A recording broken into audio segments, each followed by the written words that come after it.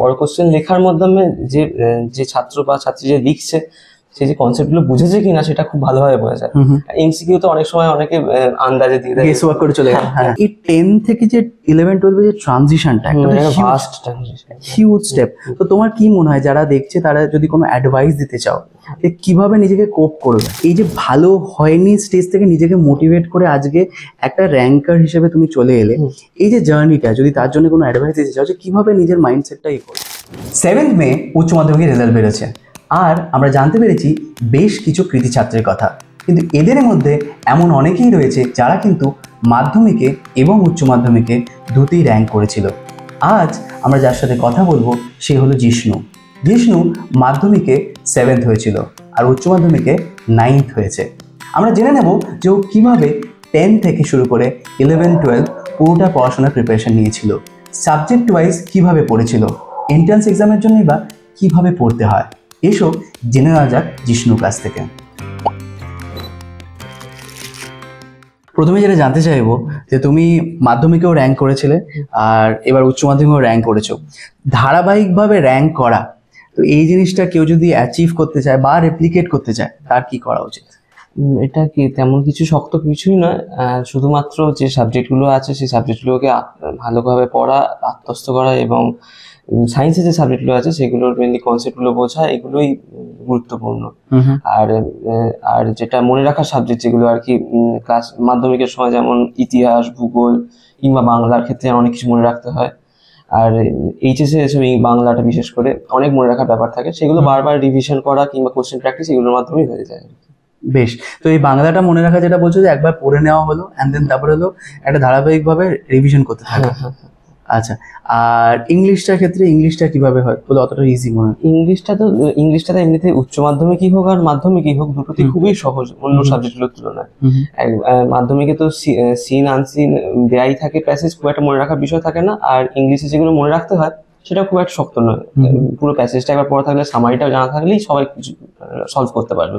বেশ, এমনি অনেকে একটা ভয় পায়, মানে ধরো ইংলিশটা ফরেন হিসেবে ট্রিট করে since it is not our mother tongue, তো এই জায়গাটা ভয়টা কাটাবে কি করে? ইংলিশের ভয় পাওয়ার তেমন কিছুই নেই, কেননা ইংলিশ স্যারেরা যেভাবে পড়াচ্ছেন সেগুলো বোঝা, অ্যান্ড তারপর বিভিন্ন যে খেলার কমেন্ট্রি হয় কিংবা খবরের কাগজ পড়া, এইগুলোতে শুনতে শুনতে আমার বিশেষ করে এগুলো ইংলিশটা ধাতস্থ হয়ে গেছিল। যদিও আমি খুব একটা ইংলিশে খুব একটা ফ্লুয়েন্ট নই, কিন্তু বুঝতে, বলতে, লিখতে কোনো সমস্যাই হয় না আমার। মানে হয়তো ফ্লুয়েন্সিটা অতটা যায়নি, বাট স্টিল হয়তো অ্যাকসেন্টের দিক থেকে আমি খারাপ, কিন্তু লিখতে বুঝতে অসুবিধা হয় না। বেশ, তো তুমি একটা কথা বললে যে নিউজ পেপার পড়া, কমেন্ট্রি শোনা তো ঠিক আছে, কমেন্ট্রি আজকাল মানে সবারই ক্রিকেটের যার ন্যাক রয়েছে সে হয়তো, বা ফুটবলের রয়েছে তারা দেখলো, ঠিক আছে, ফুটবল অনেকেই আমরা পছন্দ করি, তো সেই জায়গাটা ধরনের রয়েছে, বাট নিউজ পেপার পড়াটা আজকাল সামহার সেই চলটা মনে হয় না একটু চলে গেছে, সবাই তো আজকে রিলস ফ্লিক করে নিউজ দেখে নিচ্ছে। তা ঠিক, ফোনেও তো অবশ্যই অনেক নিউজ চ্যানেল থাকে যেগুলো ফোনেই দেখা যায়।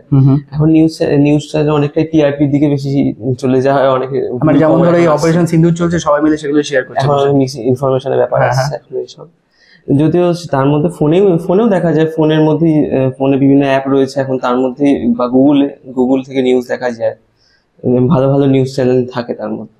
তো সেটাও বলছো সামহার হেল্প করতে পারে, সামহাট নিউজটা কোনো একটা ফরম্যাটে পড়লেও সেটা হয়তো হেল্প করতে পারে। এবার একটা বড় বিষয় হলো যে এখানে একটা important part of course is vocabulary, right? ইংলিশে ভোকাবুলারি, তো ভোকাবুলারি ইনক্রিজ করা বা ইমপ্রুভ করা এটা কিভাবে করা যেতে পারে? ওটা ওখান থেকে ওই বিভিন্ন ইংলিশের সোর্স কিংবা বিভিন্ন গল্পের বই এগুলো পড়লে ওখানে প্রচুর স্টক অফ ওয়ার্ডস বাড়ে। আর তাছাড়া বিভিন্ন স্যারের সাথে কথা অনেকে স্পোকেন ইংলিশ শেখে, সেটাতেও অনেক ইমপ্রুভ হয় ইংলিশ বলার, রাইট? তো তুমি যেটা বললে যে শোজ আর ইয়ের কথা, তুমি কিছু শোজ দেখতে বা দেখো? শোজ দেখি না, কিন্তু আমি প্রচুর ক্রিকেটের কমেন্ট্রি, আমি মেনলি ক্রিকবাজ দেখতাম, সেখানে ওখানে লেখা থাকতো, লেখাগুলো আসে যে ক্রিকবাজে, অনেক বল বাই বল কমেন্ট্রিটা, ফ্রেজ ওখান থেকে আমি শিখেছি। আমি এমনকি ইংলিশে লেখার সময় আমি ওখান থেকে অনেক মেটাফর গুলো ওখান থেকে দিতাম আর কি। ও বাহ, তো এবার ধরো এই যে জিনিসটা, ধরো তুমি ওখান থেকে একটা কিছু দেখলে, ধরো একটা ফ্রেজ দেখলে, একটা ইডিয়াম দেখলে বা একটা মেটাফর দেখলে, দেন তার প্র্যাকটিক্যাল যে অ্যাপ্লিকেশন, তো সেটা করার জন্য বা মনে রাখার জন্য তুমি কি করতে? এগুলো মনে থেকে যেত, স্বতঃস্ফূর্তভাবে দেখতে দেখতে মনে থেকে যেত, খুব একটা মানে রিপিটেডলি দেখছো যেহেতু, এন্ড ওটাও এতটা তোমার কাছে কানেক্টিং লাগছে, specifically ball by ball commentary গুলো যেগুলো আসতো ক্রিকেট ক্লাসে, বা গ্রেট, এটা আই থিংক এটা খুব ভালো একটা ইয়ে। কোনো সময় যে খুব বেশি পড়তে হবে এমন কথা বলা বা এটা আমরা করিনি কখনো। ওর মতো করে স্ট্র্যাটেজি মেনটেন করে, আর বিভিন্ন সময়ে কেমন কেমন পরীক্ষা আসবে তেমন তেমন করে নিজেকে নিজে প্রস্তুত করে নেয়। আমরা কখনো বলিনি বা আমাদের কোনো চিন্তা করতে হয় না যে সামনে পরীক্ষা আছে তার জন্য প্রস্তুত হতে হবে, এবং আমরা প্রস্তুতি দেখে বুঝতে পারতাম যে মোটামুটি প্রস্তুতি যা নিচ্ছে, ও যা আশা করে বা আমরা যা আশা করি, বিশেষত ওর মা যা আশা করে সেই অনুযায়ী ও প্রত্যাশা করবে। আর এ ব্যাপারে ওর ফল কেমন হবে, খুব ভালো হবে এই ব্যাপারে আমি যত না উচ্চাকাঙ্ক্ষী, খুব বেশি উচ্চাকাঙ্ক্ষী হচ্ছে দ্বিধা। আমার দ্বিধা মানে একেবারে জন্মের প্রথম থেকেই ওর নাম দেওয়া এবং তারপরে ওর নাতি ডাক্তার হবে এই ভাবনা কল্পনা সবসময় তার মাথার মধ্যে। যদি এই ডাক্তারির দিকে এগিয়ে যাওয়া, এটা বলতে অনেকটা ওর দিদার ইচ্ছা, দিদার আগ্রহ। তারপরে তো মামা রয়েছে, কিন্তু মূলত দিদার আগ্রহ, দিদার ইচ্ছা। ও সবসময় আমরা পরিবারের সবাই ওর পাশে থেকেছি, ওর সঙ্গে থেকেছি, ওকে সাপোর্ট করেছি, আরও নিজের মতো করে পড়ে গেছে। তো এরপরে যেটা জানতে চাইবো যে ধরো বাকি যে সাবজেক্টগুলো রয়েছে, সায়েন্সের যেগুলো মেইন সাবজেক্টগুলো, এবং সেখানে তুমি খুব ভালো স্কোরও করেছো, তো তার মধ্যে তোমার ফেভারিট কোনটা ছিল? আমার ফেভারিট ছিল বায়োলজি এবং ফিজিক্স, কেমিস্ট্রি খুব ভালোই লাগতো। যদিও বায়োলজিতে নাম্বার কম পেয়েছি, কিন্তু অঙ্ক বেশি পেয়ে গেছি। অঙ্কটা আমার লাস্টের দিকে একদম প্র্যাকটিস করেছিলাম, আমার স্যাররাই আমাকে সাহায্য করেছেন। ঋষিকান্ত ওর কথা বলবো বিশেষ করে, তারা খুব সাহায্য করেছে। হ্যাঁ, তো একটা জিনিস ধরো, এই ভিডিওটা এমন কেউ দেখছে সে হয়তো বায়োলজি নিয়ে ফেলেছে, বা স্টিল একটু তার মধ্যে ভয় বা ভীতি আছে বায়োলজির প্রতি, তো তাকে তুমি কি বলবে বায়োলজিটা পড়ার জন্য? বায়োলজি অনেকেই ভাবে হয়তো মুখস্থ করার সাবজেক্ট, কিন্তু বায়োলজিতে এমন অনেক জিনিস রয়েছে যেগুলো মুখস্থ করানো বরং বোঝার ব্যাপার আছে। যদিও কিছু বায়োলজি যেমন প্ল্যান্ট কিংডম, অ্যানিমাল কিংডম, এগুলো অনেকটাই মুখস্থ করতে হয়। ওগুলো বারবার পড়ার মাধ্যমে বারবার কি বলে অ্যাক্টিভ রিকল, এই জিনিসগুলোর মাধ্যমে ওগুলো মনে থেকেই যায়। তো তুমি অ্যাক্টিভ রিকলের কথা বলছো, মানে তুমি এক্স্যাক্টলি কি প্রসেস ফলো করতে?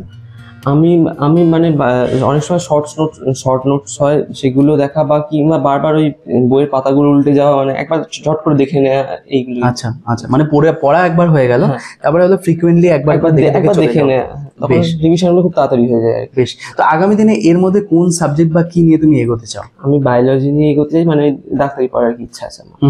তো ইন্সপিরেশনটা কোত্থেকে আসে? ইন্সপিরেশন একদিক থেকে আমার মামার বাড়িতে আমার মামা ডাক্তার, সেই দিক থেকে একটা ছোটবেলা থেকেই মামাকে দেখেছি আমি এই বিষয়টা রয়েছে। এছাড়াও আমার বায়োলজি বেশ ভালোই লাগে, সেইটাই আমার। তো মানে বায়োলজি যে তুমি ধরো একটা ডাক্তারি দিকে করছো, সেটা সামহাও হলো, বাট ইভেন দেন সাবজেক্টটাও যেহেতু ভালো, সেটা সাবজেক্টের উপর ভালোবাসা। এরকম কখনো মনে হয়নি যে অন্য কিছু বায়োলজি নিয়ে করি, maybe research not related to ডাক্তারি? ডাক্তারি থেকেও, ডাক্তারি পড়ার পরেও যে রিসার্চ করে সেটা করা হতে পারে, সেটাও হতে পারে। হ্যাঁ, রাইট। তো এবার বিষয়টা হলো যে ধরো যারা 11-12-এ আসে, এমন অনেকেই থাকে তারা হয়তো তোমার মতো এতটা স্ট্রাকচারালি ভেবে একটা জায়গায় পৌঁছতে পারছে না কেরিয়ার চয়েস হিসেবে।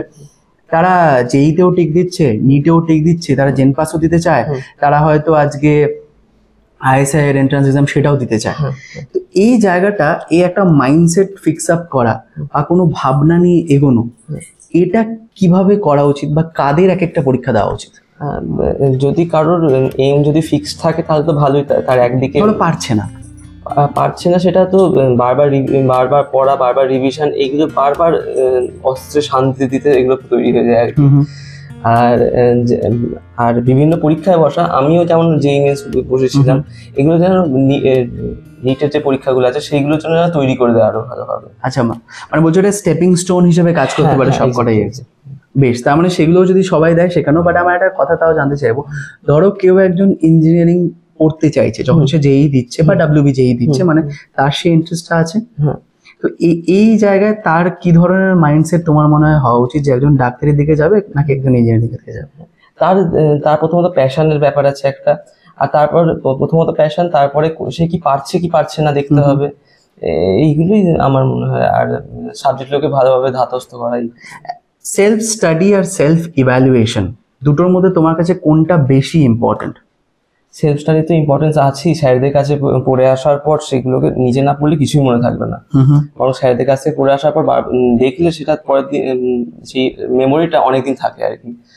আর সেলফ ইভ্যালুয়েশন, আমি অনেক যেমন মক টেস্ট দিয়েছিলাম, অনেক মক টেস্টে আমার এদিক ওদিক নাম্বার কমেছে, কিন্তু তার সত্ত্বেও আমি খুব একটা ভেঙে পড়িনি, কেননা আমি ভেবেছিলাম আমি পারবো, এগুলো জাস্ট সিলি মিস্টেক, এগুলো ঠিক হয়ে যায় পরে, এরকম ভেবেছিলাম। আর এটাই আমার কনফিডেন্স দিয়েছে আর কি। তো এই যে মক টেস্ট গুলো ধরো দিয়েছিলে তুমি, ধরো বিভিন্ন সংস্থা, আমি কোনো সংস্থার নাম নিচ্ছি না, এই মক টেস্ট গুলো দেওয়ার তোমার কি রিজন ছিল? এটাই জাস্ট প্র্যাকটিসটা বাড়বে এই আর কি। আচ্ছা, তো মানে মূলত এখান থেকে তোমাদের প্র্যাকটিস করার জন্য হ্যাঁ। এছাড়া কি কোনো বেনিফিট তোমার মনে হয় মক টেস্ট গুলো দেয়? টাইম বাউন্ড কোশ্চেন সলভিং এর জন্য মক টেস্ট, যেহেতু 12 এসে অনেকটা বড় হয়। হ্যাঁ। তো এখানে আমার জাস্ট সরি বলো, তুমি কি বলছো? হ্যাঁ, আর ওই বাড়িতে বসে পরীক্ষা দেয় আর পরীক্ষার হলে গিয়ে পরীক্ষা দেয়, এর মধ্যে একটা আকাশ পাতাল পার্থক্য। সেই পরীক্ষার হলে পরীক্ষা দেওয়ার জন্য করে তৈরি করে দেয় মক টেস্ট। অ্যাকাস্টমড হয়ে যাও সেখানে সামওয়্যার। তো একটা জিনিস যেটা আমি জিজ্ঞেস করতে যাচ্ছিলাম, ধরো এই মক টেস্ট দিতে যাও বা সেলফ ইভ্যালুয়েশন যেটা বলছো, এখানে সামওয়্যার কি এটা মনে হয় যে শুধু এমসিকিউ এর অনেক ধরনের তো মক টেস্ট হয়, কেউ কেউ শুধু এমসিকিউ করে, একটা পুরোটা করে, হ্যাঁ, হ্যাঁ।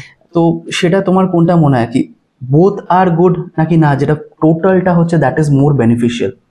আমার টোটালটাই মোর বেনিফিশিয়াল। কেন, বড় কোশ্চেন আমাদের এখন যেমন এইচএসসি যেমন বড় কোশ্চেনের ব্যাপার ছিল, বড় কোশ্চেন লেখার মাধ্যমে যে ছাত্র বা ছাত্রী যে লিখছে সে যে কনসেপ্টগুলো বুঝেছে কিনা সেটা খুব ভালোভাবে বোঝা যায়। এমসিকিউ তো অনেক সময় অনেকে আন্দাজে দিয়ে দেয়, গেস ওয়ার্ক করে চলে গেল। হ্যাঁ, ওইসব ব্যাপার থাকে। কিন্তু যদিও এখন এমসিকিউ অনেক ধরন পাল্টেছে, আন্দাজে দিলে প্রায় ঠিক হয় নাই বললে চলে। কারণ প্রচুর স্পেসিফিক হয়ে গেছে। হ্যাঁ, এখন মাল্টিপল স্টেটমেন্ট কারেক্ট এইসব ব্যাপার আছে। যে এখন যদি এমসিকিউ স্ট্রাকচার যেহেতু ভালো হয়েছে, তাই দুটোই আমার মনে হয় সমানই থাকছে। রাইট। একটা জিনিস সেটা তো ধরো যারা দেখছে ভিডিওটা তারা হয়তো অনেকেই ক্লাস 11-এ রয়েছে বা 12-এ রয়েছে বা হয়তো 10 পাস করে সবে 11-এ এলো, নিয়ে জিনিসটা দেখছে। তো এই 10 থেকে যে 11-12 যে ট্রানজিশনটা একটা ভাস্ট হিউজ স্টেপ। তো তোমার কি মনে হয় যারা দেখছে তারা যদি কোনো অ্যাডভাইস দিতে চাও যে কিভাবে নিজেকে কোপ করবে? প্রথমে 11-এর ভাস্ট সিলেবাস খুবই শক্ত মনে হবে you feel like giving up, কিন্তু তারপরেও লেগে থাকতে হবে। আমার যেমন 11টা খুব একটা ভালো হয়নি, কিন্তু তারপরে বারবার পড়তে স্যারদের সাহায্যে বারবার পড়তেই হয়ে গেছিল। মানে 11টা ধাতস্থ হয়ে গেছিল, তারপর 12-এ এসে খুব একটা অসুবিধা হয়নি। রাইট। তুমি একটা কথা বললে 11টা অতটা ভালো হয়নি, যারা দেখছি এদের মধ্যে হয়তো অনেকেই এবার অনেক রয়েছে, মানে ফেল করে গেছে তারা। তো এই যে ভালো হয়নি স্টেজ থেকে নিজেকে মোটিভেট করে আজকে একটা র্যাঙ্কার হিসেবে তুমি চলে এলে, এই যে জার্নিটা, যদি তার জন্য কোনো অ্যাডভাইস দিতে চাও যে কিভাবে নিজের মাইন্ডসেটটা করবে? যতই নাম্বার খারাপ হোক ভেঙে পড়া যাবে না, আর নিজের সেলফ এস্টিম বা সেলফ কনফিডেন্স এটাকে সবসময় হাই রাখতে হবে। ভাবতে হবে আমি পারবো না তো কে পারবে, এই আর কি। বেশ। আরেকটা জিনিস হলো, যেটা তোমার যেহেতু প্যাশন, নিডটা নিয়ে করার, কারণ তুমি তো ডক্টর হতে চাও, সেখানে দাঁড়িয়ে আমাদের অ্যাপার্ট ফ্রম যে টেক্সট বুক বায়োলজি, সেটা ছাড়াও এনসিইআরটিটাও পড়তে হয়। তো এই পুরো ম্যানেজমেন্টটা সামওয়্যার একটা থ্রু আউট দ্য ইয়ারে, যদি আমি একটা স্টুডেন্ট হিসেবে বলি যে আমি ঠিক মতন পারছি না বা বুঝতে পারছি না, তুমি তাকে কি অ্যাডভাইস হিসাবে কিভাবে ম্যানেজ করা উচিত? আমি যেটা করেছিলাম, আমি আগে 12টা পুরোটাই আমি এনসিইআরটি পড়ে গেছিলাম। লাস্টের দিকে যখন টেস্টের পর থেকে আমি বোর্ডসের বই পড়া স্টার্ট করেছিলাম। আচ্ছা এনসিইআরটি পড়ে বোর্ডসের 90% সিলেবাস কভার হয়ে যায়। আচ্ছা আচ্ছা। তারপরে বোর্ডসের যেটুকু একটু এক্সট্রা থাকে সেগুলো জাস্ট কনসেপ্ট দিয়ে হয়ে যায়, আর কিছুটা 5% বোর্ডসের বই পড়তে হয়, আর কোশ্চেন সলভিং, এই আর কি। এবিটিএ এবং বিভিন্ন এগুলো টেস্ট পেপারগুলো ওগুলো প্র্যাকটিসগুলো। তো এই যে টেস্ট পেপার প্র্যাকটিসটা, এটা তুমি কোন সময় করেছিলে? আমি এটা টেস্টের পর স্টার্ট করেছিলাম, মানে না জানুয়ারি থেকে আমি স্টার্ট করেছিলাম। আচ্ছা, মানে জানুয়ারি ফেব্রুয়ারি করেছো হয়তো, কারণ মার্চে পরীক্ষা ছিল। জানুয়ারি ফেব্রুয়ারি করেছি। বেশ বেশ, থ্যাংক ইউ সো মাচ আজকে আমাদের সাথে কথা বলার জন্য, আর অল দ্য বেস্ট তোমার ফিউচারের যা যা করবে তার জন্য।